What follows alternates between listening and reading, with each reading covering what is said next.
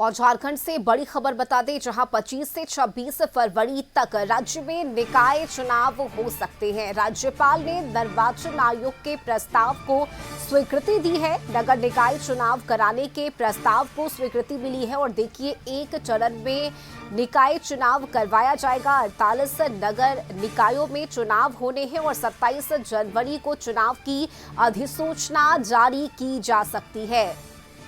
तो ये संभावित तिथि है निकाय चुनाव को लेकर।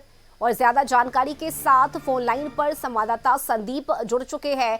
संदीप, देखिए, लंबे समय से इंतजार किया जा रहा था राज्य में निकाय चुनाव का और अब इसकी संभावित तिथि सामने आई है। क्या जानकारी इसे लेकर?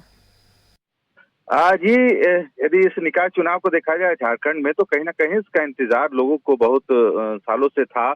और जो विलंब हुई थी, और लगातार आप देखे होंगे कि जो विपक्ष है सरकार पर यह आरोप लगा रही थी कि सोची समझी साजिश के तहत सरकार चुनाव नहीं कराना चाह रही है। पर अब जो प्रस्ताव है उसको राज्यपाल ने मंजूरी दे दी है और संभवतः इसी महीने में इससे संबंधित जो अधिसूचना है वह जारी हो सकती है। और जो अभी टेंटेटिव डेट तिथि दिख रही है उसमें फरवरी में 24 तारीख से 26 तक चुनाव की घोषणा हो सकती है। पूरे झारखंड में एक साथ ही निकाय जो चुनाव है वो संपन्न कराए जाएंगे।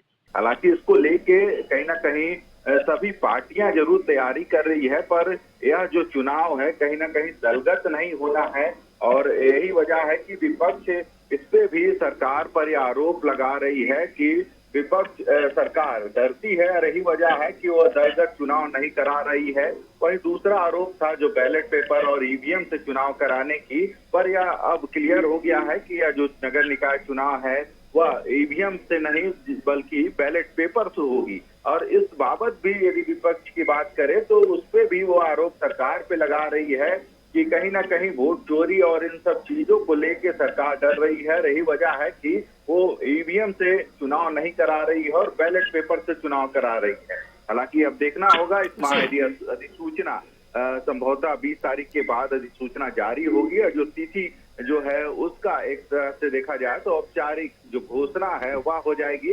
पर संभवतः फरवरी में 24 से 26 फरवरी तक जो चुनाव की तारीख है उसका ऐलान आयोग कर सकती है। जी चलिए, शुक्रिया संदीप आपका इस जानकारी के लिए।